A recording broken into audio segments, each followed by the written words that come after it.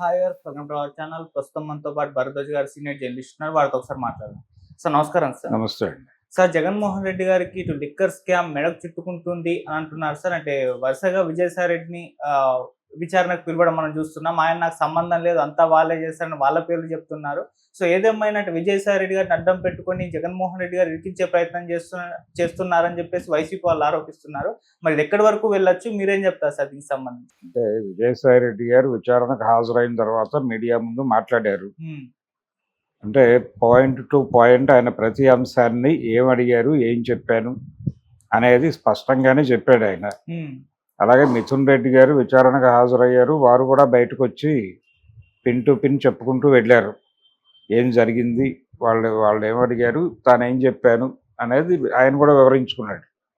అయితే ఈ వివరణలలో ఎక్కడా కూడా అంటే విజయసాయి రెడ్డి ఏదో హామ్ చేశాడు వైసీపీకి అన్న టోన్లో టీడీపీ శ్రేణుల్లో ఒక సెలబ్రేషన్ కనిపిస్తోంది. కానీ అది పూర్తి వాస్తవం అని అనిపించటం లేదు.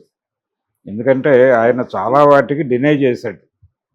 మీ ప్రమేయం ఏమిటి, అలాగే దానికి సంబంధించినటువంటి ఒక ఎపిసోడ్లో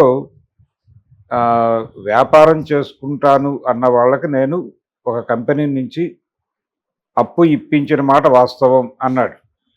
ఒక 100 కోట్ల రుణాన్ని వారికి అందేలా చేసిన మాట వాస్తవం అని మాత్రమే చెప్పాడు ఆయన. అదొకటే తప్ప మిగిలినవన్నీ దాదాపుగా నాకేం ప్రమేయం లేదు అన్నట్టుగానే చెప్పుకుంటూ వెళ్ళాడు. అలాగే దాని నుంచి వీళ్ళు ప్రధానంగా సెలబ్రేట్ చేసుకోవడానికి కారణం ఏంటంటే ఒక కోటరీ ఏర్పడింది ఆయన చుట్టూ.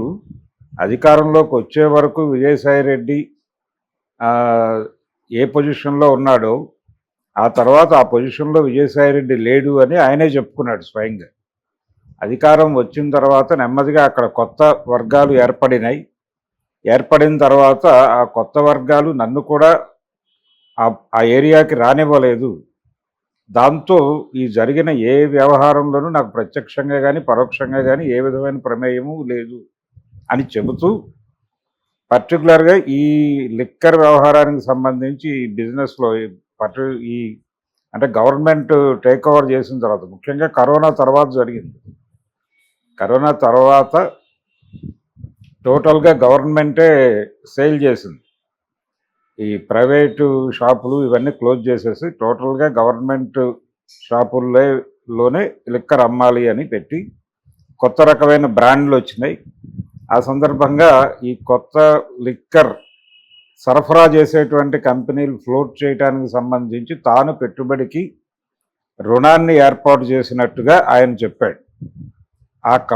దీన్ని పట్టుకొని కొంత అంటే ఆయన దాని ఎవిడెన్స్ ద్వారా ఎస్టాబ్లిష్ అయ్యేది ఏమిటి, వైఎస్ఆర్సీపీకి చెందిన కొంతమందికి వ్యాపారం చేసుకోవటానికి ఆయన ఒక వనరు చూపించాడు అన్నంత వరకే ప్రూవ్ చేయగలరు. అసలు యాక్చువల్గా లిక్కర్ స్కామ్ అనేది గవర్నమెంట్ పాలసీ నుంచి జరిగి ఉండాలి కదా. వీళ్ళు సరఫరా చేసినటువంటి లిక్కర్ ధర ఏమిటి, అది ఏ రేటుకు కొన్నారు, అంటే గవర్నమెంట్ ఏ రేటుకి పర్చేజ్ చేసింది, ఏ రేటుకి అమ్మింది, దానికి సంబంధించిన ఏరియాలో ఎక్కడైనా తప్పు జరిగితే దాన్ని కుంభకోణం అంటారు, లేకపోతే మరొకటి అంటారు. అలాగే గతంలో జరిగినటువంటి డీల్స్కి భిన్నంగా ఏమైనా జరిగిందా, అంటే నేరుగా ప్రభుత్వం ప్రొక్యూర్ చేసి ప్రభుత్వమే అమ్మకం కూడా నిర్వహించినటువంటి ఒక సందర్భం అది. దాని నుంచి ఇప్పుడు లిక్కర్ పాలసీ మార్చి షాప్స్ ఇచ్చారు. గతంలో ఉన్నటువంటి షాప్స్ కొత్త హంగులతో తయారైనవి. గతంలో రేషన్ షాపుల్లా ఉండేవి ఏది జగన్మోహన్ రెడ్డి గారి రాజ్యంలో. పర్టికులర్గా కరోనా తర్వాత దాదాపుగా రేషన్ షాపుల లాంటి దుకాణాల్లో లిక్కర్ అమ్మేవాడు. అది ఆహ్లాదంగా అనిపించేది కాదు కొనుక్కునే వాళ్ళకు కూడా. ఇప్పుడు ఆహ్లాదకరమైన వాతావరణంలో షాపుల డిజైనింగ్ మారింది. అది కనిపిస్తుంది, విజువల్గానే ఉంది ఎక్కడికి వెళ్ళినా. అలాంటిది ఈ పాలసీకి, అంటే చంద్రబాబు నాయుడు గారి రోజుల్లో ఉన్న పాలసీకి జగన్మోహన్ రెడ్డి అధికారంలోకి వచ్చిన తర్వాత పాలసీకి తేడా ఉన్నమాట వాస్తవం. అయితే నేరుగా గవర్నమెంటే నిర్వహణ చేయటము, అలాగే నగదు మాత్రమే స్వీకరించటం, ఏ రకమైనటువంటి బ్యాంక్ ట్రాన్సాక్షన్స్కి ఎలా చెప్పకపోవడం, వాళ్ళు అనుమతించలేదు, ఓన్లీ క్యాష్ అన్న పద్ధతిలో వ్యవహరించారు. ఇవన్నీ రకరకాల అనుమానాలకు తావిచ్చే విధంగానే ఉన్నప్పటికీ ప్రూవ్ చేయాల్సింది ఎక్కడంటే వీళ్ళు కొనుగోలు చేసిన దగ్గర సరఫరా చేసిన మద్యంలో ఏదైనా క్వాలిటీ తక్కువ ఉందా అనేది ఒకటి ప్రూవ్ చేయగలగాలి. తర్వాత ఈ ధరలకు సంబంధించి ఇతర ప్రాంతాలకు సరఫరా అవుతున్న ధరలకి ఆ టైంలో అక్కడ సరఫరా అయినటువంటి మద్యం ధరలకి మధ్య వ్యత్యాసం ఏమైనా ఉందా, ఆ తర్వాత వీళ్ళ అమ్మకాల రేట్లు పెంచి అమ్మారు అనేది ఒకటి ఆరోపణ ఉంది. అయితే రేట్లు పెంచడానికి సంబంధించి ఆయనే అడ్మిట్ చేశాడు జగన్మోహన్ రెడ్డి. ఆయన అడ్మిట్ చేసి చెప్పిన మాట ఏంటంటే, నేను రేట్లు పెంచుతున్నాను వాంటెడ్గానే. ఈ రేట్లు ఎందుకు పెంచుతున్నాను అంటే, ఈ రేటు పెరగటం వలన చాలామంది తాగుడు మానేస్తారు అనేటువంటి నమ్మకంతో చేస్తున్నాను అన్నాడు. అది ప్రాపర్ రీజనా కాదా అనేది ఒక చర్చనీయాంశమే. ధర పెంచినంత మాత్రాన వ్యసనం ఉన్నవాడు అది మానుకుంటాడు అనుకోవడం తప్పు. ఆ టైంలో ప్రధానమైన విమర్శ ఏమొచ్చిందంటే జగన్మోహన్ రెడ్డి మీద, ఈ సంక్షేమ పథకాల తాలూకా డబ్బులు ముడుతున్నటువంటి వాళ్ళందరూ ఆ డబ్బులు టోటల్గా తీసుకొచ్చి లిక్కర్ షాపుల దగ్గర పెట్టి లిక్కర్ కొనుగోలు చేసుకుని వెళ్ళేవారు. అలా ఇచ్చిన డబ్బులు వెనక్కి తీసుకోవడానికే ఈ మద్యం ధరలు పెంచాడు ఈయన అనేది ప్రధానమైన ఆరోపణ. దానిలో నిజానిజాలు ఎంత అనేది ఒకటి చూడాలి. ప్రభుత్వానికి ఆదాయ వనరుగా మారింది, అది నేరుగా ప్రభుత్వానికి ఆదాయ వనరుగా మారిందా, లేకపోతే ఈ మళ్లింపులో ఎక్కడైనా నిధులు దారి మళ్ళాయా? ఈ అంటే ఈ గవర్నమెంట్ డిపోలు, ఈ డిపోల నిర్వహణ కూడా వారు కొంతమంది కేటాయింపులు జరిపారు. ఆ కేటాయింపుల్లో ఏవైనా అవకతవకలు జరిగాయి, దీని మీద ప్రధానంగా జరగాలి. కానీ వీళ్ళు పార్టీ వైపు నుంచి అందులో పాల్గొన్నటువంటి వ్యక్తులని విచారణ జరపడం అనే వ్యవహారం ఒక్కటే నడుస్తోంది ఇప్పుడు. ఈ టైంలో ఏది క్లారిటీ రాదు. ఇది అయిపోయిన తర్వాత నెక్స్ట్ వాళ్ళు లెక్కల్లోకి వెళ్తారు, బుక్స్లోకి పెడతారు. బుక్స్లోకి వెళ్ళిన తర్వాత మాత్రమే అసలు వాస్తవాలు ఏంటనేది బయటకు వస్తాయి. ఇప్పుడు వీళ్ళ స్టేట్మెంట్లు రికార్డ్ చేసుకుంటున్నారు. వాళ్ళ దగ్గర ఉన్న సమాచారం ఆధారంగా వీళ్ళని క్వశ్చన్ చేసి వీళ్ళ దగ్గర నుంచి సమాచారం రాబట్టి కేవలం స్టేట్మెంట్లు రికార్డ్ చేసుకోవడం మాత్రమే జరుగుతోంది. ఈ స్టేట్మెంట్లు రికార్డ్ చేసుకోవటం దశలో అందరూ వారు అడిగారు, మేము డినై చేశాం, ఇదే చెప్తారు. అలాగే విజయసాయి రెడ్డి ప్రకటన నుంచి లిక్కర్ స్కామ్ ఏదో జగన్ మేరకు చుట్టుకుంటుంది అని సంబరాలు పడాల్సినటువంటి అవసరం కూడా లేదు. ఎందుకంటే అంత పెద్ద కీలక విషయాలు ఏమీ ఆయన ఎస్టాబ్లిష్ చేయలేదు అక్కడ. కాకపోతే పార్టీలో తన ప్రాధాన్యత తగ్గింది అనేది మాత్రం చెప్పాడు. తద్వారా ఏంటంటే వేరే వాళ్ళు ఎవరో ఇన్వాల్వ్ అయ్యారు, వాళ్ళు దీనికోసమే ఇన్వాల్వ్ అయ్యారు, ఈ రకమైనటువంటి లబ్ధి చేకూర్చడం కోసమే. అంటే అధికారాన్ని అడ్డం పెట్టుకుని డబ్బులు సంపాదించుకోవటానికే కొంతమంది చేరారు అక్కడ అనేది ఎస్టాబ్లిష్ చేయడానికి మాత్రమే విజయసాయిరెడ్డి ప్రకటన ఉపయోగపడుతుంది. అంతకు మించి వేరే ప్రయోజనం ఏం లేదు. అది కేసుకి దానికి సంబంధం లేదు. కేసుకి దానికి ఏ విధమైన సంబంధం లేదు. విజయసాయిరెడ్డి ప్రకటన నుంచి జగన్మోహన్ రెడ్డి మెడకు చుట్టుకోబోయేది ఏమీ లేదు.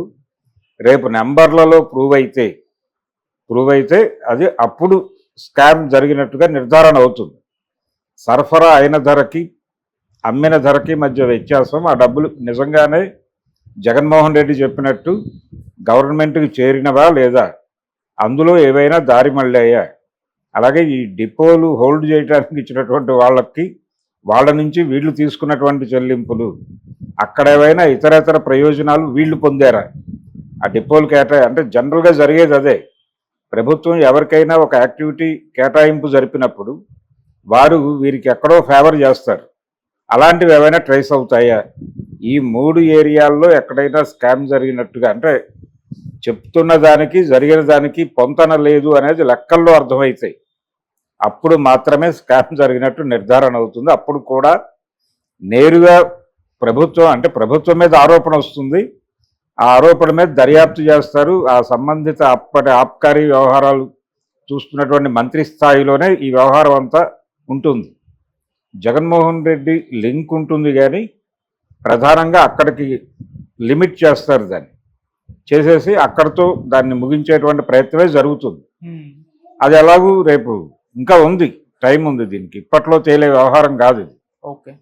అంటే గతంలో కూడా చాలా ప్రభుత్వాల మీద ఇలాంటి నివేదికలు సమర్పించమని, ఈవెన్ లాలూ ప్రసాద్ యాదవ్ మీద పశుదానా కుంభకోణం ప్రూవ్ అవడానికి ఎన్ని సంవత్సరాలు పట్టిందో మనం చూసాం. అలాంటిదే ఇది కూడా. ఇది ప్రూవ్ అవడానికి కూడా ఇది ఇప్పట్లో తేలే వ్యవహారం కాదు. డెఫినెట్గా టైం పడుతుంది. ఇప్పుడు షాపులు హోల్డ్ చేస్తున్న వాళ్ళలో చాలామంది ఆ రోజున చేసిన వారే ఫేస్ మార్చి ఇటువైపుకు టర్న్ తీసుకున్నారు. ఇవి కాకుండా కొత్త షాపులు చాలా వచ్చాయి, కానీ వీళ్ళు కూడా సస్టైన్ అవుతున్నారు. పాత షాపుల వాళ్ళు మెజారిటీ, అంటే దాదాపు 60% మంది ఉన్నారు, ఫీల్డ్లోనే ఉన్నారు. అవే షాప్స్ రన్ అవుతున్నాయి. కాకపోతే షేప్ మారింది. పాత రూపాలకి కొత్త రూపాలకి తేడాలు కనిపిస్తున్నాయి తప్ప షాపులు అవే. ఓకే. అందుకని లిక్కర్ స్కామ్ ఏదో జగన్ మేడకు చుట్టుకుంటుంది విజయసాయి రెడ్డి ద్వారా, మిథున్ రెడ్డి ద్వారా అనేది తెలుగుదేశం పార్టీ ఒక పథకం ప్రకారం ఈ ఏరియాలో కుంభకోణం జరిగింది అనేది ఆల్రెడీ వాళ్ళ పాత ఆరోపణ, ఈరోజు కొత్త ఆరోపణ కాదు. అది జగన్మోహన్ రెడ్డి గారు కొత్త బ్రాండులు తీసుకొచ్చాడు అని చెప్పి ఆ రోజున గొడవ చేశారు. దీనికి సంబంధించి అంటే టోటల్గా మొత్తం వ్యవస్థీకృతంగా తన చేతుల్లోకి తీసేసుకోవడం ద్వారా నేరుగా డబ్బులు అక్కడే జమ అవుతున్నాయి. ఎక్కడ జమ అవుతున్నాయి? ఆయన ఇంట్లో, ప్యాలెస్లో జమ అవుతున్నాయి. ఈ డబ్బులన్నీ వారింట్లో వారు బీరువాల్లో సర్దేస్తున్నారు అన్న లెవెల్లో చెప్పారు. అందులో వాస్తవం ఉందా లేదా అనేది లెక్కల్లో ప్రూవ్ అవ్వాలి. ప్రూవ్ అయితే అది నేరం చేసినట్టుగా క్లారిటీ వచ్చినప్పుడు ఆ కేసు ఏం జరుగుతుంది అనేది అప్పుడు న్యాయస్థానం నిర్ణయిస్తుంది. ఓకే. కాబట్టి ఈలోపు ఇలాంటి స్కామ్లు అనేకం జరుగుతాయి. ప్రభుత్వాలు అన్నాక ఇప్పుడు వైఎస్ రాజశేఖర రెడ్డి గారి పాలనలో జరిగిన అక్రమాల మీద కూడా దర్యాప్తులు జరుగుతూనే ఉన్నాయి. ఇప్పటికీ ఏమీ తేలలేదుగా. 15 ఏళ్ళు దాటిపోయింది, 20 ఏళ్ళు దాటుతోంది. ఇప్పటికీ అతీగతి లేవుగా కేసుల్లో. అందులో ప్రధానమైన కేసుల్లో అన్నింటిలోనూ ఈయనే ముందాయి, జగన్మోహన్ రెడ్డి.